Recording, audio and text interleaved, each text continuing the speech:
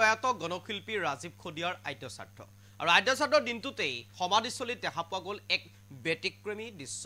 আৰু 1 লাখ ভক্তৰ সমাগম হোৱা 1 লাখ মানুহৰ সমাগম হ'বলৈ হোৱাৰ ইতিমধ্যে সম্ভাৱনা ব্যক্ত কৰিছে যিসকল ৰাইজ তাতে আছে সেই ৰাইজসকলে আৰু তাৰ বাবে আয়োজন কৰিছে বিভিন্ন ধৰণে আৰু তাৰ পিছতেই আজি ৰাতিপুৱাৰ ভাগত সমাধিস্থলীত যিটো সমাধি ক্ষেত্ৰ বনোৱা হৈছে এই সমাধিস্থলীত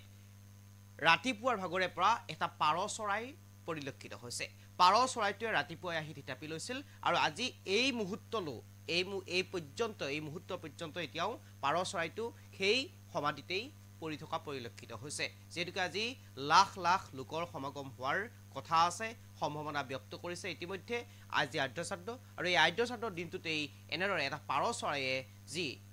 অৱস্থান কৰিছে সেই সমাধিস্থলীত সেই দৃশ্য এতিয়া সকলোকে ভবাই তুলিছে এই মুহূৰ্তত মই সবিশেষ লৈ চেষ্টা কৰিছোঁ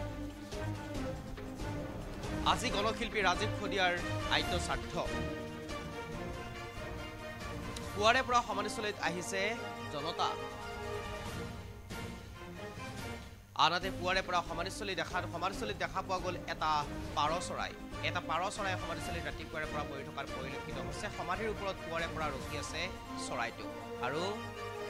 আন কোনোদিনে অহা নাছিল আন কোনোদিনে অহা নাই আৰু আজিৰ দিনটোত আজি যেনেকৈ আদ্যশ্ৰাদ্ধ আৰু এই আদ্যশ্ৰাদ্ধৰ দিনটোতেই এনেদৰে এটা পাৰ চৰাই পৰিলক্ষিত হ'ল এটা পাৰ চৰাই দেখা পোৱা পৰিলক্ষিত হ'ল দেখুৱাইছোঁ কেনেদৰে এই আদ্যশ্ৰাদ্ধৰ দিনটোতেই সমাধিস্থলীত সমাধি যি বনোৱা হৈছে সেই সমাধিস্থলীত এই পাৰ চৰাইটোৱে ৰাতিপুৱাৰে পৰা পৰি আছে আৰু এই মুহূৰ্তটো এই পৰ্যন্ত এই পাৰ চৰাইটো সেই একেখিনি স্থানতেই অৱস্থান কৰি আছে মই দৃশ্যাংশটো সম্পূৰ্ণৰূপে কোনটো হয় এইটো ক'ব কাৰণে আহ্বান কৰিম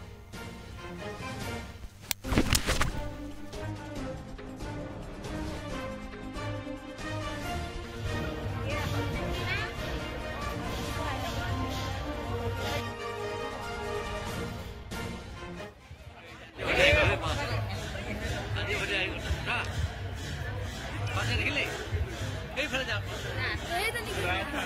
Nah, ini pala. Nah, ini pala.